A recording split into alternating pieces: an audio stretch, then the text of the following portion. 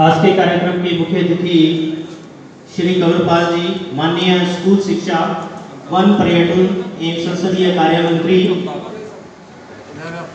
हमारे बीच में सरपंच श्रीमती रीटा सैनी जी, चेयरमैन प्रतिनिधि श्री वीरेंद्र चौधरी जी, चेयरमैन पंचायत समिति श्री राजकुमार जी, श्री पूर्व सरपंच श्री प्रवीण अग्रवाल जी, पूर्व चेयरमैन भीलपुरा से श्री काला जी और अन्य गणमान्य अतिथिगण, आप सभी का स्वागत है। हमारे बीच में उपस्थित सभी सरपंच साहबान, हमारे सभी पंचायत समिति मेंबर और of course last but not least principal government college Chachrauli और उनका स्टाफ, इस कार्यक्रम में उनका कंट्रीब्यूशन जो रहा है उसके लिए हम उनका हार्दिक आभार अभिनंदन करते हैं और स्वागत करते हैं। कार्यक्रम की विधिवत शुरुआत करते हुए मैं बुलाना चाहूँगा सर्वप्रथम श्रीमती रीटा सैनी को कि वो आए।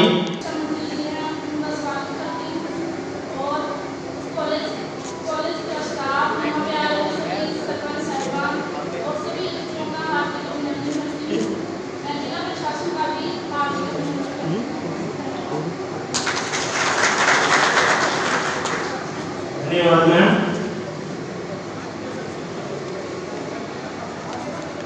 सर, इस कार्यक्रम के बारे में थोड़ी रूपरेखा मैं बताना चाहूँगा कि ये कार्यक्रम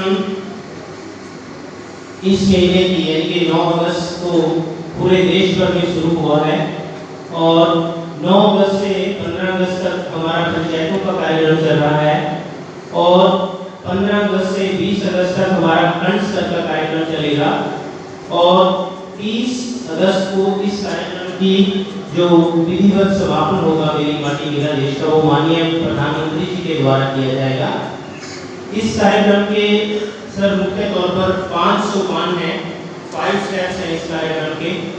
सर्वप्रथम प्रत्येक गांव में एक शिला फलकम की स्थापना की जा रही है जिसमें उस गांव के जो शहीद हुए वीर हैं उनको नमन किया जाएगा और अगर कोई किसी गांव में कोई शहीद नहीं है, जो हमारे अनसंग हीरोज हैं, जो हमारे अनगिनत ऐसे योद्धा हैं जिन्होंने देश के लिए अपनी जान दी है, उनका नाम वहां पर लिखा जाएगा और देश जो है वो अपनी कर्तव्यता उनके प्रति प्रकट करेगा। दूसरा जो इसका सोपान है सर, उसमें है वीरों का वंदन करना। जो वीर जिन्होंने सेना में, पुलिस में या फिर किसी अन्य ऐसी सीआरपीएफ में अपनी सेवाएं दी हैं और देश के लिए कंट्रीब्यूशन दिया है, उनको वंदन करना। तीसरा है सर वसुधा वंदन। वसुधा वंदन जहाँ भी हमें पंचायत की लैंड या कोई और लैंड अवेलेबल है वहाँ पर प्रत्येक गांव में एक 75 पेड़ लगाकर एक अमृत वाटिका का निर्माण किया जा रहा है। और सर आपको जानकर खुशी होगी कि हमारे डिस्ट्रिक्ट में भी हालांकि प्रत्येक गांव में पेड़ पौधे लगाए गए हैं, परंतु जो हमारे डिस्ट्रिक्ट में 75 एक ऐसी उच्च स्तरीय अमृत वाटिका लगाई गई है जो कि आने वाले समय में फल भी देगी और ग्राम पंचायतों को आय भी देगी। और आज के कार्यक्रम में भी हमने एक अमृत वाटिका का निर्माण किया है जो कि स्टेडियम में लगाई गई है और इस कार्यक्रम का वो हिस्सा है। इसके पश्चात जो सर इसका अंतिम सोपान है वो है सभी मिट्टी की वंदना करना और मिट्टी को प्रत्येक गांव से लाकर इस कलश में इकट्ठा करना, जो कि बाद में ये मिट्टी इकट्ठी करके पूरे देश से नई दिल्ली पर पहुंचाई जाएगी और वहां पर एक नई दिल्ली में पूरे देश के लिए अमृत वाटिका का निर्माण किया जाएगा। और अंत में सर जो हमारे पाठ रहता है वो राष्ट्रीय ध्वज को फहराकर राष्ट्रीय गीत के साथ, राष्ट्रीय गान के साथ कार्यक्रम का समापन करना। तो सर ये जो हमारे कार्यक्रम है ये इसी प्रकार से चलेगा। अब मैं माननीय मुख्य अतिथि जी से अनुरोध करूंगा कि वो आए और अपना संदेश दें। माननीय शिक्षा मंत्री जी।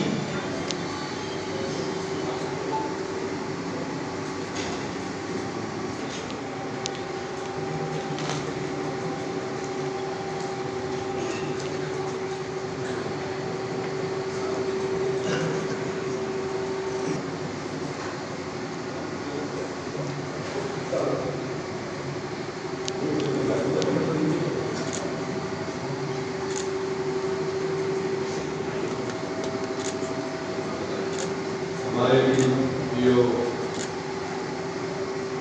कुमार जी, इस कॉलेज के प्रिंसिपल जिंदा अम्बानी, हमारे चेयरमैन कैलाश कुमार जी, चेयरमैन प्रतिनिधि वीरेंद्र लाभगढ़ जी, मान जी, रवि अग्रवाल जी, हैदराबाद के सरपंच और इस गांव के सरपंच श्रीमती गीता सैनी जी, मंगलराम जी, ब्लॉक सरपंच विजय जी, मिंटू जो हमारे यहाँ सरपंचों के प्रधान है, रविरम सिंह जी, सुनीता शर्मा जी और उपस्थित सभी सरपंच, ब्लॉक समिति के मेंबर, जिला परिषद के मेंबर और सभी भाइयों बहनों, पार्टी के सभी पदाधिकारी, आज हमारे लिए बड़ी गौरव की बात है कि जो अमृत महोत्सव मनाया जा रहा है, देश की आजादी के 75 साल पूरे हुए और 75 साल में हम कुछ ऐसी योजनाएं लेके आए और उन महापुरुषों को जिन्होंने देश की आजादी की लड़ाई लड़ी उनको याद करें और याद करने के साथ साथ कुछ कर्तव्य अपने लिए निश्चित करें कि उन्होंने देश की आजादी की लड़ाई के लिए अपने प्राणों की आहुति दी और बहुत से जो जुल्म है वो भी उन्होंने सहन किया, पर क्यों सहन करें उसकी दिशा में हम काम करें। और अभी जैसे अमृत वाटिका की बात की कि हम हर गांव में 75 पेड़ लगाएंगे, तो ये पेड़ जो है बहुत महत्वपूर्ण है, लगाना भी और इसको बचाना भी। हम सौभाग्यशाली है कि हमारे यहाँ सबसे ज्यादा पेड़ है, ज्यादातर लोग ऐसे हैं जिनके याद नहीं होगा, तो मेरे ख्याल में शायद ये 1987 की बात है कि पूरे प्रदेश में सूखा पड़ा था और सारा हरियाणा जो है सूखाग्रस्त घोषित कर दिया था। केवल छिछरौली तहसील ऐसी थी जो सूखाग्रस्त घोषित नहीं हुई और उसका कारण ये पेड़ थे जो आपने पेड़ लगा रखे थे। केवल हमारे यहाँ ऐसा रहा कि जहां बारिश ठीक ठाक हुई सूखा नहीं पड़ा, तो इसका एक अपना बहुत बड़ा महत्व है और ये सारे देश के लिए जरूरी है। लेकिन जहां हम इस प्रकार के पेड़ तो लगा रहे, बहुत गंदे के भी लगा रहे और पापों में लगा रहे, लेकिन पेड़ों के साथ साथ कुछ जीव है उनका बचा रहना भी जरूरी है। तो वो कैसे बचे? आप पपलों का खाने में कुछ है नहीं, ना ही गंदे का खाने में कुछ भी है, और ऐसा हो नहीं सकता कि सरकार की तरफ से कुछ ऐसा कर दे कि भाई जो उसी चिड़ी ने कुछ खाना हो मार कर दे दिया, उसका भी काट में दे कहीं जाएगा वो कुछ खा ले, तो वो आपके ऊपर पूरी तरीके से डिपेंड है। अब हमने क्या किया, जैसे पेस्टिसाइड का इस्तेमाल किया तो हम अपने आप देख रहे कि बहुत सी चिड़िया, बहुत से पक्षी समाप्त हो गए। अब हमने चिड़िया मारने वास्ते नहीं करा था उसका, पर चिड़ियों ने पता भी नहीं था कि ये खाना नहीं खाना, तो इस अनजान पड़े में हमारे भी उनके भी बहुत सी प्रजातियां समाप्त हुई। और परमात्मा ने जो भी चीज बनाई उसका एक महत्व है, वैसे नहीं बनाई उसने कि खाली बैठेदार बनाता है, उसका हर चीज का महत्व है कुछ ना कुछ। और अगर कहीं से भी कुछ डिस्टर्ब ज्यादा लगा तो उसके परिणाम फिर हमें भुगतने पड़ेंगे। मेरे अभी एक ताजी घटना जो है वो याद है, पिछले 5-7 साल एक बीमारी आई सफेद मक्खी की। हमारे यहाँ तो नरमा है नहीं, लेकिन इधर सिरसा साइड में सारे में ना उसने सारी नरमा की फसल तबाह कर दी थी, हरियाणा में भी, पंजाब में भी, राजस्थान में।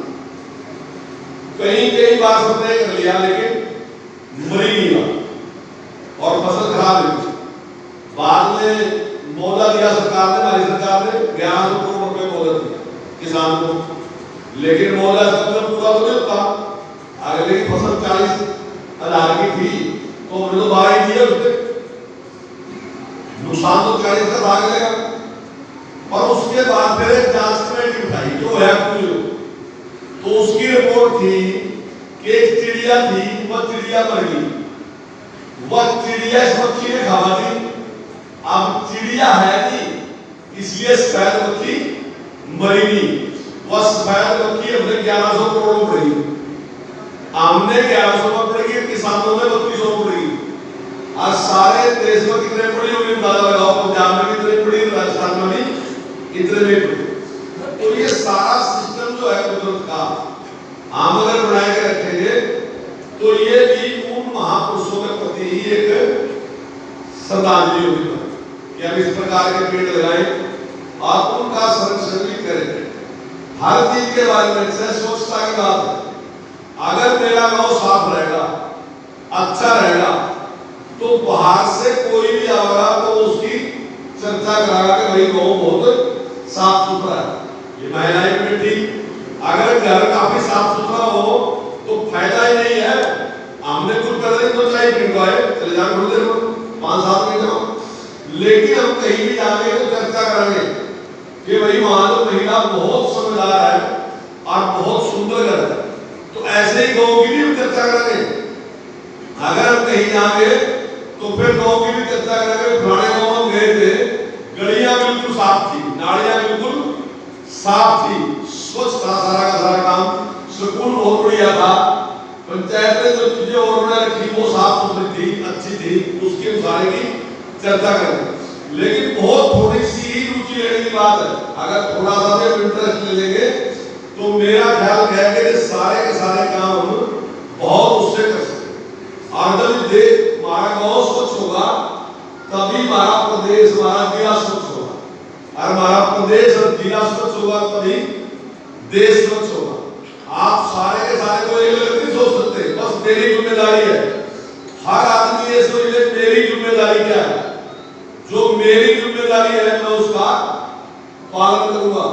सारी दुनिया की जिम्मेदारी लेने की जरूरत नहीं, सब अपनी अपनी ले। हम थोड़ा थोड़ा भी परिवर्तन कर दे तो मेरा ख्याल है कुछ दिक्कत नहीं। और इस संस्था में मैं दावे के साथ कह रहा, एक महीना मेरे हेड कर दो, बाकी सारा जो जी का वो करिए। एक महीने का फैसला कर लो कि हम कहीं भी कोई कूड़ा करकट बिना बात के डालने के नहीं है, जहां उसकी जगह वहां डालेंगे, आम नहीं जरूर डालेंगे। आम जो पानी का उपयोग है उतना ही करेंगे जितने की हमारी जरूरत है। अब ये समस्या क्यों रही कि सारा दिन कुड़ियां खुली चल रही, और जब खुली चला तो फिर उसके बाद गए जी मारो यो हाले गया नहीं, उसके घर में घुस गया नहीं, वहां घुस गया नहीं, ओवरफ्लो हो गया नहीं, फलाना है गया नहीं, ढीला है गया नहीं। तो ये सारी समस्या इस करके आएंगे, हम ध्यान दें। अगर हम ध्यान दे ले, हमने आपको दवाई से कहा एक महीना मेरे वेट कर दो, उसके बाद हम उल्टा कर ही नहीं सकते। अगर आपने एक बार फैसला कर लिया ये नहीं करना ना, एक महीने के बाद अगर कोई कहेगा कि आप कर दियो, आपको फिर भी उड़ेगा, आप लोग बस थोड़ा सा आदत में एक बार चेंज करने की जरूरत है। मेरे अपने जीवन में बहुत परिवर्तन ऐसी है, मैं जब सेव करता तो कुंडी चलती रहती। एक दिन मेरी बेटी ने कहा पापा ये क्या है, इतनी देर मैंने बंद कर दी, आप वो बिल्कुल बदल गई। आप चला तो कोई दिक्कत हो जाएगा कि कैसे चल रही है, इतनी बड़ी गलती क्यों कर रहा है। अगर पानी की बात पी कर चला होगी तो मुझे दिक्कत हो जाए, क्योंकि वो आदत में पड़ गई। तो वो आदत तो सबकी बढ़ने को मेरी के लिए नहीं पड़ती, ऐसा नहीं मेरी पड़ो, सबकी आदत ऐसी है, बस थोड़ा सा चेंज करने की जरूरत है। और आप थोड़ा सा चेंज करके देखो, मतलब भारी मिले जरूर देगी। ये आप मुझे करना कहीं कुत्ते यहाँ काट दिए, पानी यहाँ गिर दिया, ये महिलाएं साथ बड़ी दरार है इस बात पे, ये सारा का सारा आप गड़बड़ कर दो। तो अगर आप थोड़ा व्यवस्थित कर दोगे तो जो उन्हें भी बड़ा उसमें वो मिलेगा। तो ये सारी चीजें ऐसा ऐसा सारी परिवर्तन करने की अपने देश को आगे जाएंगे। आज देश की जो प्रगति है वो बहुत जबरदस्त है। हम दुनिया की 5वीं आर्थिक पावर बन गई, और बहुत गारंटी के साथ कह रहे हैं 5 साल में हम 3री बनेंगे। भारत चाइना रहेगा, बाकी सारी दुनिया में का आम हो जाएगी। अब फिर उसके बाद मुकाबला चलेगा कि हम अमेरिका तक जाने चाइना तक जाने, वहां रुकना नहीं है, आप उसकी दिशा में बढ़ना। और अगर उसकी दिशा में बढ़ना खाली रुपयों में नहीं बढ़ना कि हम आर्थिक बढ़ना, हम हर चीज में ही नंबर वन होना चाहिए। चाहे हमारी साइंस है उसमें नंबर वन होना चाहिए, चाहे हमारी सरकार में नंबर वन होना चाहिए, कोई भी चीज हो उसमें नंबर वन हम होना चाहिए। और आज देश की जो स्पीड है वो हमारी स्पीड बहुत बढ़िया है। आप देसी भाषा में अगर कहो तो हमारी चाल जो है ना, हम 7 किलोमीटर की स्पीड से चल रहे हैं। चाइना 4.5 की चल रहा, अमेरिका 2.5 की चल रहा। अगर वो 2.5 किलोमीटर से चल रहा तो इसका मतलब क्रॉस तो कर सकता है उसने, कितनी देर तक रहेगा पीछे, ठीक है वो आगे निकल आते हैं, लेकिन हम उसने क्रॉस कर सकना, ऐसा नहीं हम कर नहीं सकते। लेकिन उसके साथ साथ और लोग इस प्रकार है, अभी जिस प्रकार से माननीय प्रधानमंत्री जी पूरे देश में देशभक्ति के लिए कि पूरा एक तूफान होना चाहिए। दोस्तों दुनिया में जो कुछ है ना, बस एक बार कॉन्फिडेंस ये मैं कर सकूं, जब तक मेरे में ये मैं कर नहीं सकता ना तो फिर मैं कर नहीं सकता। जिस दिन मुझे सोच लिया मैं कर सकूं तो फिर उसके बाद कोई रोकने वाला नहीं। देखो आज से थोड़े दिन पहले था कि कोई अंग्रेज यहाँ खड़ा दिख जाता ना तो भागा जाए फोटो पहले से तो की अंग्रेजी के तो बात है ये बोले इंडियन है वो हाथ लगा के कर लो। तो आज देश का क्राफ्ट बढ़ गया, आपका कॉन्फिडेंस बढ़ गया। अभी जब कोरोना आया तो उसकी वैक्सीन बनी और वैक्सीन दुनिया में 4 बनी, 2 बनाई हमने। बात वैक्सीन की नहीं है, वैक्सीन ने कॉन्फिडेंस पैदा कर दिया। एम्बुलेंस का वैक्सीन यार ऐसा थोड़ी नहीं बना सकता, नहीं तो मैं क्या सोच रहे थे भाई अमेरिका बनाएगा, भाई इजराइल बनाएगा, भाई इंग्लैंड बनाएगा, जर्मन बनाएगा। हम उस कैटेगरी के लिए है कि हम वैक्सीन बनाओगे। हम तो मांगने को होते हैं वो बदले का जाके अलग अलग, लेकिन आज मांगने वाले नहीं 100 देशों में हमने दी। और भाई 100 देशों में हम देंगे तो इसका मतलब पैसे तो बढ़ी जाएगा नहीं। सब ने पता चला वैक्सीन भारत में बनाई और 80 देश ऐसे जिनने फ्री दी, पैसे लिए होते देना कोई बात नहीं, आमदे फ्री देते तो लगा तो मार्केट बनाए सारे आदमी है। तो कितना बड़ा आज तक क्या था, जितनी दुनिया थी ना वो नुकता नहीं था कि भैया मजबूरी है 4 रुपए की चीज 10 रुपए में देंगे। अगर भारत के पास आई तो वही 10 रुपए की चीज हमने फ्री दे दी, लेना भी फ्री है हमने देते पैसे। तो जब ये तो किसी देश का राष्ट्राध्यक्ष जो है वो पैर लगा छू आप पैर छूने की आदत भी नहीं है, पता भी नहीं पैर छूनेगा। और उसने देखा होगा कोई हिंदुस्तान में कोई फिल्म देखी होगी, कोई नाटक देखा होगा, कहीं देखा होगा, उसने कहा कि भारत का समाज ऐसा है कि जब बहुत इज्जत लेनी हो तो पैर छूने जाओगा। राष्ट्राध्यक्ष है और वो मोदी जी के पैरों हाथ छू गया कि आप अच्छे आदमी। जी मुसीबत थी उस दिन भारत दुनिया के साथ खड़ा, भारत में रुकने का प्रयास नहीं किया। इसी करके आज दुनिया में भारत का मान सम्मान बढ़ा। तो भाई जो हमारे महापुरुषों ने हमारे लिए किया, अब उस रास्ते पे चल के हमने दुनिया में हमने प्रयास करना कि हमारे बुजुर्गों ने, हमारे महापुरुषों ने हमारे लिए अपने प्राण दिए, हमारे लिए जुल्म से, हमारे लिए जेला काटी। तो अब हमारी ड्यूटी है कि वैसा भारत बनाओगे जैसा हम सोच रहे थे उस दिन। मैं सोच रहे थे कि ऐसा भारत बनाओगे तो वैसा ही भारत हम बनाओगे। अभी ये जो मिट्टी है ये सारी मिट्टी जो है हमने बार में बनाया और बार में क्या है, जितने लोगों ने इस देश के लिए शहादत दी उन सब के नाम लिखे और वहां पर एक अमृत पाठ का बनाएंगे, उसमें पेड़ लगाएंगे। तो वो पेड़ आपके गांव की मिट्टी की होगी वहां, मतलब जितने पेड़ लगेंगे तो उन पेड़ों में सारे हिंदुस्तान की हर गांव की मिट्टी वहां डालेगा, फिर उसके ऊपर पेड़ लगाओगे ताकि हर आदमी को लगना चाहिए कि जहां ये महापुरुष है जो बलिदान है देश के लिए, इनकी सुंदरता के लिए, इनके अच्छे के लिए हमने जो पेड़ लगाए उसमें हमारे गांव की मिट्टी भी ऐसा नहीं रहेगा जब खाली दिल्ली की है, सारे हिंदुस्तान की मिट्टी इकट्ठी करेंगे। तो आज इसी के लिए हमने प्रोग्राम रखा है, हर गांव से हम थोड़ी थोड़ी मिट्टी सारे गांव से इकट्ठे करके लेंगे।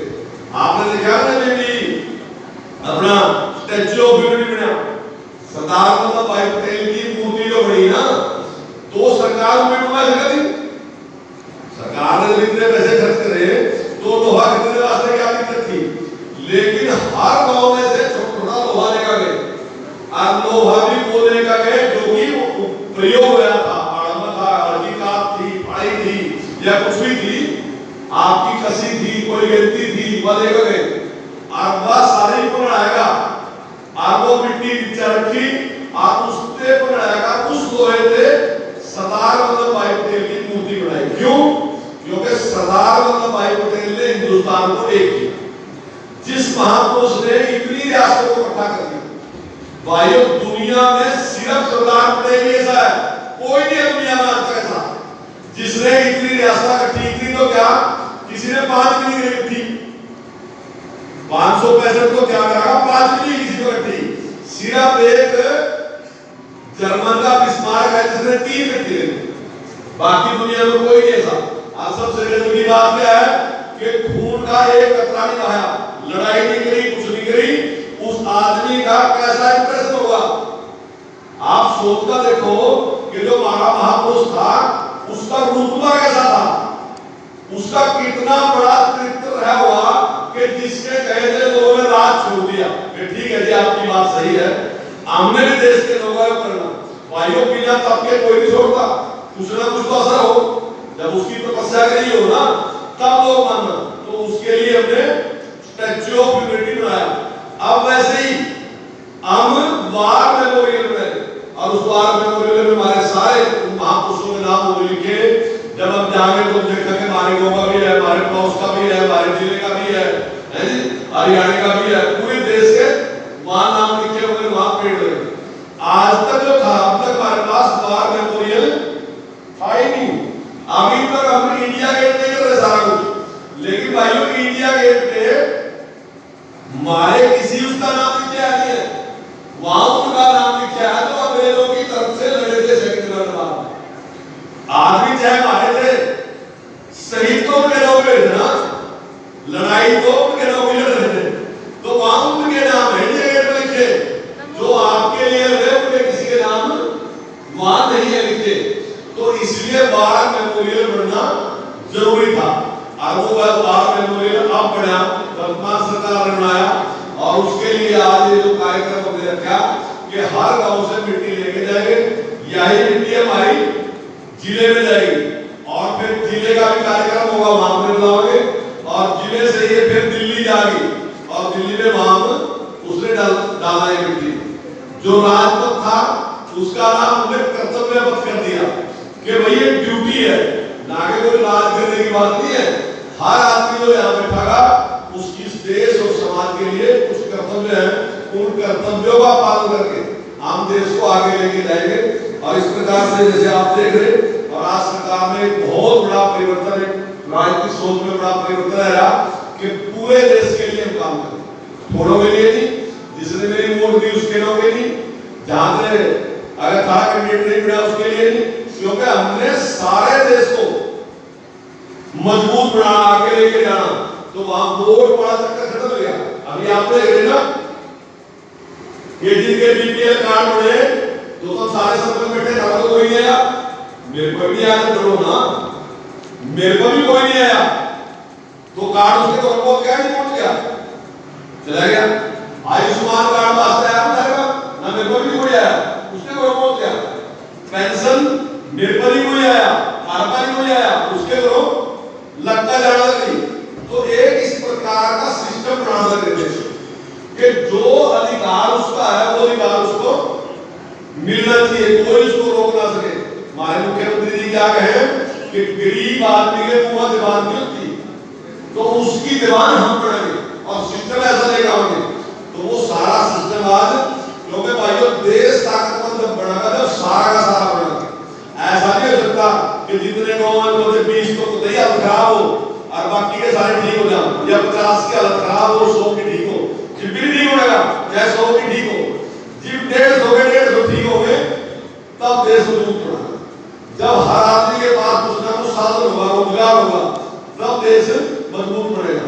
तो इसी भावना को और उजागर करने के लिए और सबके अंदर ये भावना पूरी तरीके से उभार करें, सबके मन में इस प्रकार का विचार है, तो उसके लिए कार्यक्रम रखा। और मैं समझता हूँ कि हम सब मिलके हम लगे सब के सब, ऐसी बात नहीं है कि कोई एक व्यक्ति लग गया, हम सब लगे, पर लेकिन और थोड़ी और मन से और तेजी के साथ हम इस काम को करेंगे तो निश्चित तौर से भारत जो है वो दुनिया का नंबर 1 देश बनेगा, ताकतवर बनेगा।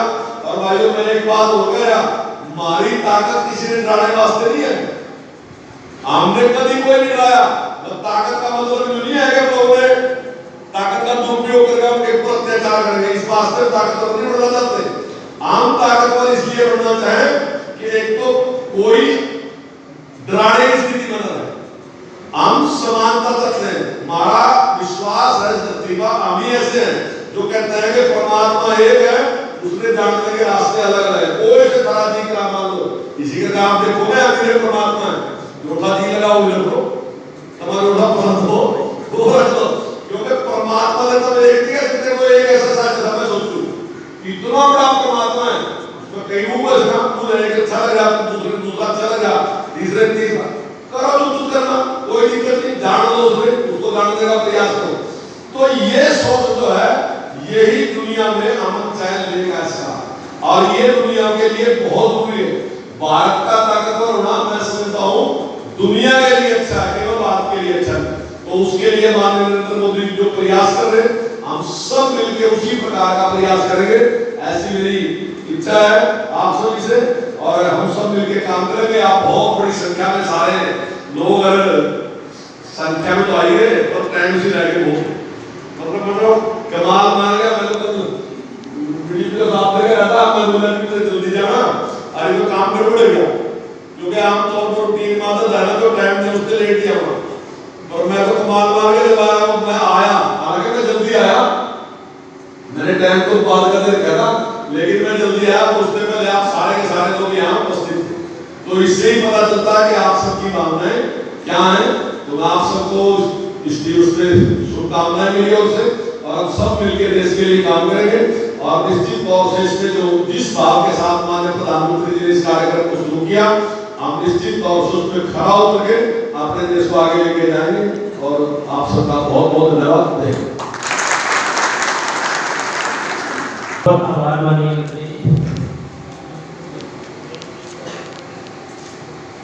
हमारे आजादी के बलिदानों में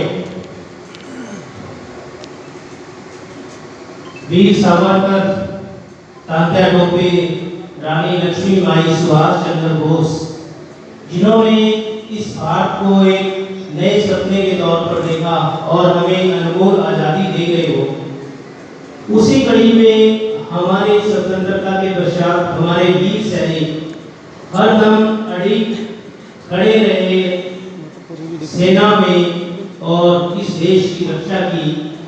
इसी को आगे बढ़ाते हुए मैं माननीय मंत्री जी से अनुरोध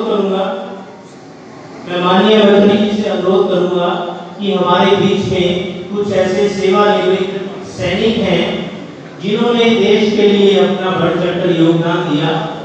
तो माननीय मंत्री जी थोड़ा सा कष्ट करेंगे, मंच के नीचे वो विराजमान है, तो सर हम उनको सम्मानित करवाना चाह रहे हैं आपसे।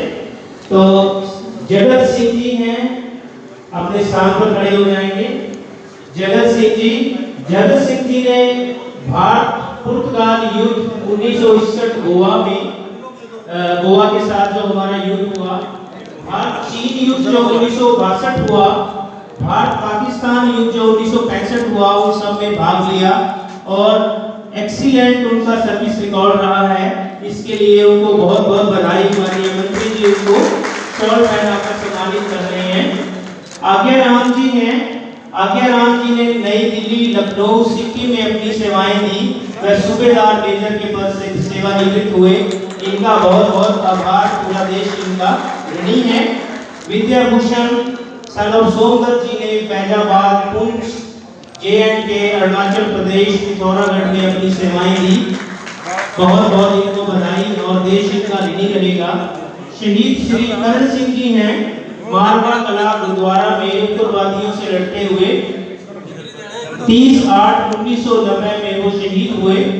तो उनकी पत्नी है, माननीय मंत्री जी उनको सम्मानित कर रहे हैं और देश और ये राष्ट्र उनका हमेशा ऋणी रहेगा। सूबेदार रामेश्वर दास जी हैं, कारगिल युद्ध में इन्होंने भाग लिया, जो कि बहुत ही एक भारत के लिए महत्वपूर्ण युद्ध था। इनको भी बहुत बहुत बधाई। अमरजीत जी हैं छछरौली से, इन्होंने सेना में अपनी सेवाएं दी। कार्यक्रम को आगे बढ़ाते हुए मैं अनुरोध करूंगा बहादुरपुर के सरपंच से। सर एक इवेंट थोड़ा सा नीचे और है सर, हमने बहादुरपुर से किटी मंगवाई है सर, आपकी तरफ से भी कंट्रीब्यूशन हो जाए सर, ताकि जो बहादुरपुर से सरपंच साहब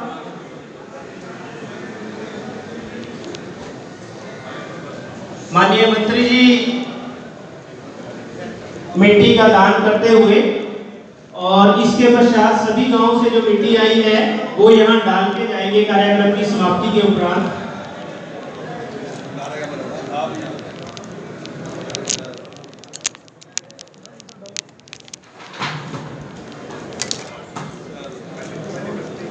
बहुत बहुत धन्यवाद मंत्री जी।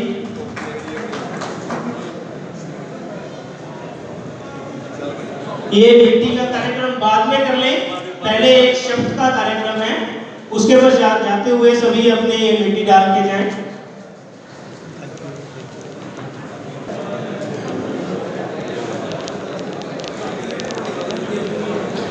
धन्यवाद सर।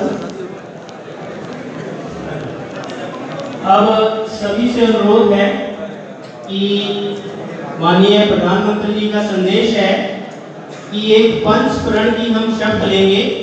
ये शब्द आप अपने हाथ में मिट्टी या दिया लेकर लेंगे तो 1 मिनट के लिए पंखे बंद होंगे, असुविधा के लिए थोड़ा। जिनके पास दिया नहीं पहुंचा है वो मिट्टी अपने हाथ में ले सकते हैं। अपने राइट हैंड को हाथ आगे ले लेंगे जी सर, अपने राइट हैंड को आगे लेकर जिनके पास दिया है वो दिए से, जिनके पास मिट्टी है वो मिट्टी से ये शब्द ले